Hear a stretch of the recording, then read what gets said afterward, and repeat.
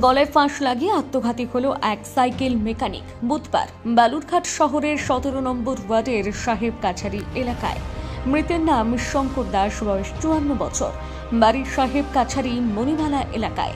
এদিকে খবর পেয়ে ঘটনাস্থলে যায় বালুরঘাট থানার পুলিশ। পরে পুলিশ গিয়ে দেহটি উদ্ধার করে তা ময়না তদন্তের জন্য জেলা হাসপাতালে পাঠায়।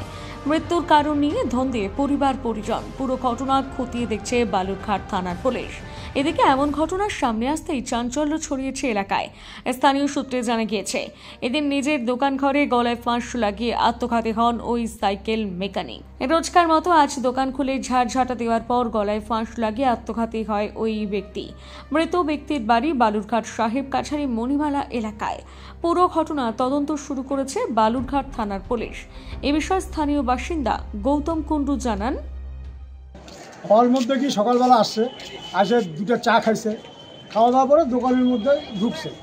তো একজনের যে বাদল বলে একটা ছেলে আছে, এই পৌরসভার স্টাফ, ও আবার শঙ্করদা করে ডাকতেছে। তা আমি আবার এই অমিতকে বললাম যে তালা মারা আছে, শঙ্করদা করতেছে। অমিত তখন দোকান থেকে বাড়ায় এসে বলতেছে, এই গৌতমদা তালা খোলা, জুতা বাইরে, সাইকেল বাইরে, তালা খোলা।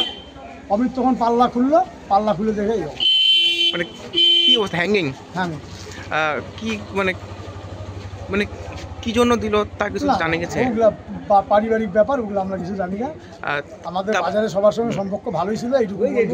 হ্যাঁ, পারিবারিক ব্যাপারে কি হয়েছে না হয়েছে সেটা। তারপর কি হলো? তারপরে তো ডেথ হয়ে গেছিল। তারপর পুলিশ আসলো, পুলিশ এসে বুঝে নিয়ে গেল। এ বিষয়ে স্থানীয় কাউন্সিলর প্রবীর দত্ত জানান, সকালবেলা শুনতে পেলাম যে শঙ্কর দাস, সবাই এলাকার মানুষ চেনে, এখানে সাইকেলের মেকানিক কাজ করে। শঙ্কর দাস সকালে বাড়ি থেকে চাটাও খেয়ে এসছে, আসার পরে তারপরে নিজের দোকানের মধ্যে ফাঁসি দিয়ে মারা গেছে। পরবর্তীতে এটা কী বিষয়, কী ব্যাপার আমরা তো সঠিক জানি না। পরিবারের লোকজন এটা বলছে যে কোনো কিছু সমস্যা নেই। আমরা এসছি, পুলিশকে ইনফর্ম করা হয়েছে, পুলিশ আসবে, এসছে পুলিশ, নিয়ে যাবে, পোস্টমর্টম হবে। বালুরঘাট থেকে রিপন ভৌমিকের প্রতিবেদন, নিউজ টুডে।